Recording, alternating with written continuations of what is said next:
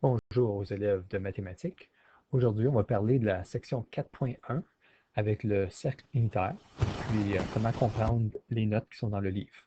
Alors, les notes du livre vont être disponibles sur le D2L si vous n'avez pas accès à votre manuel. Alors, je ne peux pas les mettre sur YouTube, là, parce qu'il y a des droits d'auteur. Donc, vous allez devoir vous loguer dans votre compte. Alors, si vous remarquez, les vidéos que vous avez faites précédemment, on parlait des angles de 30, 45 et 60 qui étaient trouvés dans des triangles, puis qu'on pouvait trouver des rapports trigonométriques à l'aide de la fameuse petite formule SOHCAHTOA. Alors, ça nous donnait les rapports avec des valeurs exactes, contrairement à d'autres calculs qui donnent des angles avec des décimales ou aussi des valeurs qui sont irrationnelles. Ça veut dire que tu n'as pas de décimale qui finit. C'est des décimales pour toujours. Alors qu'ici, ce n'est pas le cas.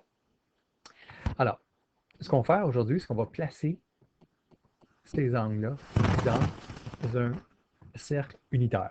Alors, un cercle unitaire, c'est dans un plan cartésien, puis le centre est à l'origine. Alors, ça veut dire qu'ici, on a un centre d'être sur 0, 0. Ça, c'est notre origine. Puis, ce qui est important pour mathématiques, c'est que tous les angles commencent sur l'axe dx. Alors ici, remarquez que j'ai mis en évidence le 0 degré sur l'axe dx. Puis, un angle positif monte vers le haut. Alors, c'est marqué ici que j'ai identifié l'angle avec un symbole, vous n'avez peut-être pas vu ça avant, c'est un cercle avec une barre horizontale. C'est une lettre grecque qui se prononce θ. Okay? Puis, c'est souvent utilisé pour les angles. Des fois aussi, on va utiliser alpha, bêta et gamma. Alors, la manière qu'un angle fonctionne, c'est qu'on imagine une horloge, mais qui roule à l'envers. Alors, on a l'aiguille qui est le rayon, puis cette aiguille-là commence à 0 degré, puis les angles positifs montent. Alors, si on regarde ici, R, c'est le rayon. La ligne rouge, on appelle ça le côté terminal. Le point P, c'est l'endroit où on termine. Puis ça a les coordonnées x, y. Puis c'est notre point terminal. C'est comme la pointe de l'aiguille. Lorsqu'on est dans une horloge, ça finit à ce point-là. OK? Alors ici, on appelle ça un mouvement anti-horaire, c'est contre le mouvement d'une aiguille. Alors ça, c'est pas mal les définitions que vous avez besoin de savoir. Puis, inquiétez-vous pas de copier l'information sur la page que vous voyez. Ça aussi, ça va être disponible sur le D2L en format PDF. Alors, qu'est-ce qui arrive si on place un angle remarquable qui vient d'un triangle particulier dans le cercle unitaire? Alors, première chose, on va regarder une petite revue de ce que vous avez vu avant. On a calcul des rapports avec le triangle seulement. On peut utiliser SOHCAHTOA. Après avoir déterminé, d'après l'angle, on a l'opposé qui est en face. Alors ça, c'est mon 1/2. On a l'hypoténuse qui est le côté le plus long, ici qui a une longueur de 1. Et ensuite, on a l'adjacent qui est toujours sur le côté qui touche l'angle. Pensez à un sport, tu as l'équipe opposée qui est en face de toi, puis tu as tes adjacents qui sont tes alliés, ceux qui sont sur la même équipe que toi. Donc, ça veut dire l'adjacent, c'est racine 3 sur 2. Donc, si on utilise le principe de SOHCAHTOA, pardon, alors, SO veut dire sinus de l'angle égale le rapport de l'opposé divisé par l'hypoténuse. Donc, tout ce qu'on fait, c'est qu'on place les bonnes valeurs à l'endroit qui est spécifié par notre patron. Alors ici, l'opposé, c'est 1/2, donc on place 1/2 en haut. Ensuite, l'hypoténuse, c'est 1, donc on place 1 en bas. On simplifie ça, ça donne 1/2. Même chose avec la deuxième partie, K, CH. Cosinus, c'est adjacent, c'est hypoténuse. Puis on répète encore pour le TOA. Alors celui-ci, on a fait un peu plus de simplification parce que on a l'opposé qui est 1/2, puis on a l'adjacent qui est racine 3 sur 2. Donc on a la division de deux fractions. Alors on utilise le principe de simplification qui est la première fraction multipliée par l'inverse de la deuxième. Donc racine 3 sur 2 devient 2 sur racine 3. Et vous avez remarqué qu'il y a un 2 en haut puis un autre 2 en bas. Ces deux-là s'éliminent. Donc il reste seulement que 1 sur racine 3. Alors, si vous avez regardé les vidéos, vous avez remarqué aussi qu'on va souvent rationaliser cette réponse-là. Ça veut dire que 1 sur racine 3, puisqu'on n'aime pas avoir des racines au dénominateur, on va multiplier par racine 3 sur racine 3. 1 fois racine 3, c'est simplement racine 3. Puis racine 3 fois racine 3, c'est 3. Donc ça, c'est juste une autre manière d'écrire la réponse, mais c'est équivalent à laisser 1 sur racine 3. Alors, si on prend ce triangle-là, puis on le place dans le cercle unitaire, faire ça qui est au bon endroit, aligner ça un peu. Alors, vous avez remarqué que ce qui arrive, c'est qu'on peut déterminer des valeurs de x, y et r. Alors, ici pour le point terminal, je peux voir que j'avance de racine 3 sur 2. Puis pour les y, je monte de 1,5. C'est exactement les dimensions du triangle. Ensuite, la dernière chose, c'est que le rayon égale 1. Alors, qu'est-ce qui est intéressant ici, c'est que pour ces valeurs-là qui sont équivalentes, c'est un peu comme opposé adjacent hypoténuse, sauf que l'opposé, c'est comme x. Oh, excusez, j'ai fait ça à l'envers. L'opposé, c'est comme y. Si on regarde ici, l'angle est là, l'opposé, c'est le 1,5, c'est la hauteur. Alors, la hauteur, c'est évidemment y. L'adjacent, lui, c'est x. Puis, l'hypoténuse, lui, c'est le rayon. Donc, ça veut dire qu'on peut réécrire nos formules sur Catawba. Ça va être important à partir de maintenant. Chaque fois qu'on travaille dans un plan cartésien, on va utiliser x, y et r au lieu de opposé adjacent et hypoténuse. Donc, sinus de θ, au lieu d'être opposé sur hypoténuse, c'est maintenant y sur r. Puis dans ce cas-ci, à cause que r égale 1, tu peux même simplifier un peu plus, puis dire sinus θ égale y seulement. Mais ça, c'est seulement vrai pour le cercle unitaire. Alors, y sur r, ça, c'est toujours vrai pour n'importe quel point dans un plan cartésien. Ensuite, pour cosinus θ, ça va être x sur r. Et pour tangente θ, ça va être y sur x. Alors, si vous avez lu la section 4.1, vous avez remarqué qu'on vous avait donné les valeurs simplifiées que sinus θ égale y, cosinus θ égale x seulement. OK. Alors maintenant, je vais juste remplacer les valeurs pour trouver ce que ça me donne. Alors, y sur r. Alors, puisque ici, on va l'indiquer, y c'est 1,5, x c'est racine 3 sur 2,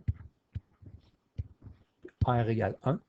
Alors, y sur r, c'est 1,5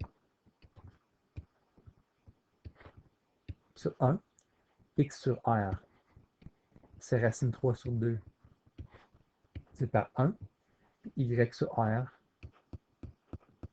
c'est 1,5, c'est par racine 3 sur 2. Alors, je n'irai pas jusqu'à faire les versions simplifiées, mais vous remarquez que c'est une autre manière de trouver des rapports trigonométriques, mais cette fois-ci, dans un cercle unitaire.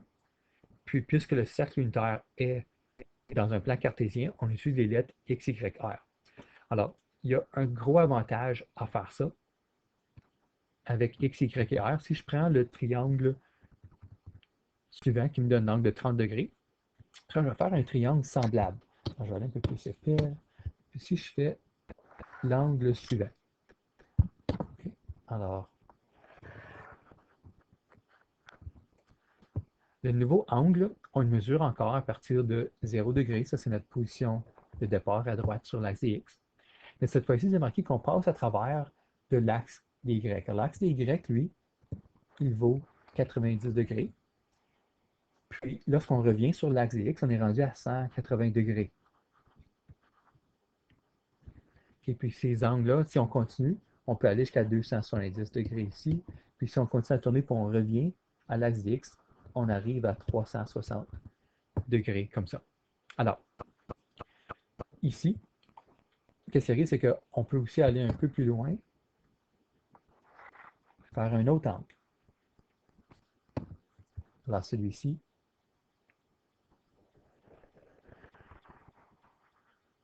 on se rend encore plus loin. Alors qu'est-ce qui est important, c'est que c'est le même triangle qui est utilisé. Alors le triangle qui est ici à droite, l'original, c'était 30 degrés. Alors si je place 30 degrés dans les parties pointues, c'est possible de calculer quel est l'angle des nouveaux points terminaux. Okay?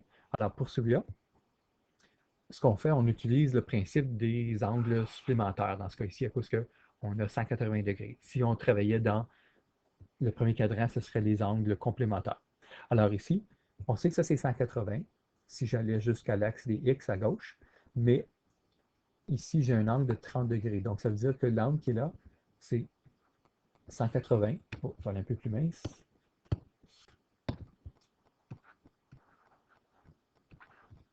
Moins 30. Donc ça veut dire que c'est 150 degrés. Pour celui qui est en bas de l'axe des X, alors celui-ci, on avait 180. Puis on continue un autre 30 degrés plus loin. Donc on est rendu à 210 degrés. Okay? Alors, mais ces trois angles-là sont faits avec le même triangle remarquable. C'est ça qui est important de réaliser. Donc, ça veut dire que les valeurs de X, Y et R sont pareilles, sont placées à des différents endroits. Donc, si je regarde pour le 150 degrés, alors ici, je vais avoir, puis je vais effacer l'ancienne donnée, c'est pour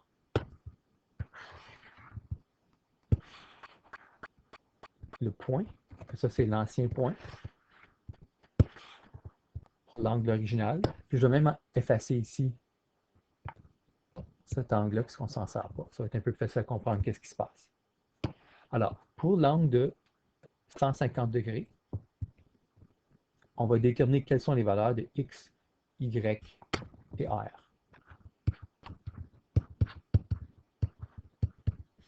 Alors ça, R est toujours 1, ça c'est facile. Alors, Y, vous avez remarqué que les deux triangles avaient la même hauteur, donc c'est Y égale 1 demi. Qu'est-ce qui est important de réaliser ici, c'est, oh, excusez, la hauteur c'est Y, 1 demi. Qu'est-ce qui est important de réaliser, c'est que le X est vers la gauche. Alors, vers la gauche, c'est négatif. Donc, ça veut dire que notre valeur de X est maintenant négatif racine 3 sur 2. Pour l'angle de 210 degrés, celui-là, on va trouver les valeurs de X, Y, R encore. Alors, X, c'est vers la gauche encore, donc c'est négatif racine 3 sur 2. La valeur de Y, c'est vers le bas, donc c'est négatif 1 demi. Puis la valeur de R égale 1. Encore, ça ne change pas. Donc, maintenant, je vais comme même facile la vieille information. Puis, pour les valeurs de sin, cos, tangente, sinus, c'est toujours Y sur R, cosinus, c'est encore X sur R, tangente, c'est encore Y sur R. Alors ici, le sinus, ça va être 1 demi. C'est intéressant que la valeur de sinus pour 150 est exactement la même qu'elle était pour 30 degrés. Pour 150 degrés, par contre, il y a une petite différence. Ça va être négatif racine 3 sur 2. Donc, c'est le signe inverse de l'autre. Et encore ici, ça va être le signe inverse parce qu'on a 1 demi divisé par négatif racine 3 sur 2. Ça, c'est négatif 1 sur racine 3. Alors, c'est marqué ici que la valeur de sinus de 150 et de 30 degrés sont identiques. Les deux autres sont semblables. C'est juste le signe qui est différent. Pour 210, si on fait quelque chose de semblable, on prend les x, y, r de la même manière. Là aussi, ça va être négatif 1 demi.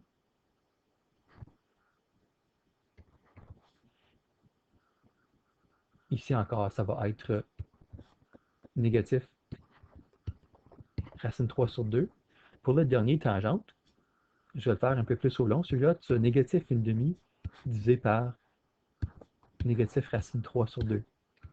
Alors, on sait tous que deux négatifs s'annulent pour donner un positif. Donc, la réponse va être positive. Ça va être 1 sur racine 3. Puis cette fois-ci, vous avez remarqué que la valeur de tangente de 210 et de 30 degrés sont identiques, alors que les deux autres sont semblables. C'est juste le signe qui est différent. OK. Alors, dernière chose, c'est une petite définition. On va parler des cadrans. C'est quoi un cadran dans un plan cartésien ou dans un cercle unitaire?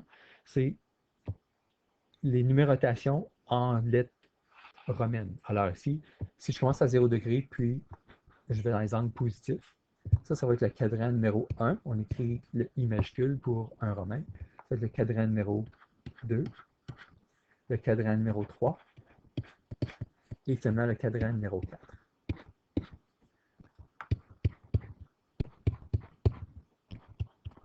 C'est inscrit dans le tableau aussi. Alors puis, tout ce qu'on veut savoir, c'est quels sont les signes de X, Y et R. Ça va vous aider à trouver des patrons. Alors dans le cadran numéro 1, tout est positif. Puis R ici est toujours plus 1. On peut écrire sa valeur. Ça, c'est dans notre cercle unitaire. Ensuite, dans le cadran numéro 2, X est négatif, mais Y est encore positif. Puis R égale toujours plus 1 dans le cercle unitaire. Dans le cadran numéro 3, X est négatif, Y est négatif. Le rayon est encore plus 1. Et finalement, dans le cadran numéro 4, X est positif à cause qu'on est à droite, Y est négatif à cause qu'on est en bas, puis le rayon est toujours plus 1. Alors ça va vous aider à répondre à certaines des questions qui sont dans le livre. OK, presque fini. Dernière page. Alors, on va voir une application des triangles remarquables, qu'on appelle aussi particulier dans un problème de mesure.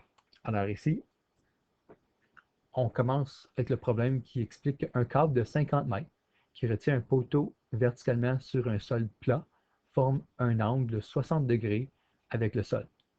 Quelle est la distance entre la base du poteau et la position d'ancrage du câble? Alors, j'ai commencé par faire un dessin de la situation.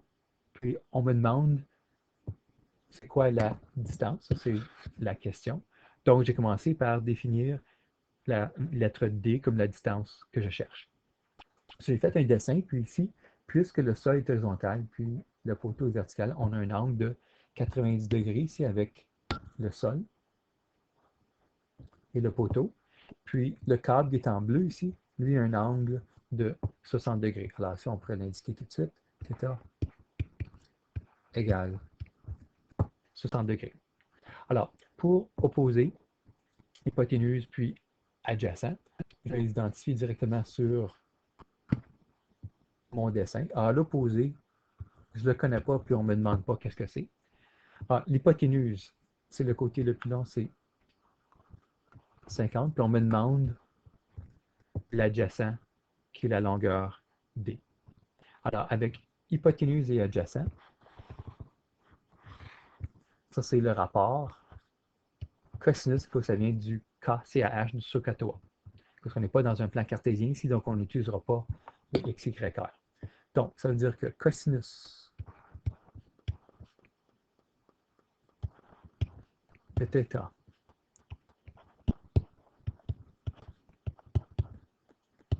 adjacent c'est hypoténuse. Alors, je vais commencer par remplacer les valeurs que j'ai trouvées du problème. Alors, l'adjacent, c'est la lettre D que je ne connais pas. L'hypoténuse, c'est le 50.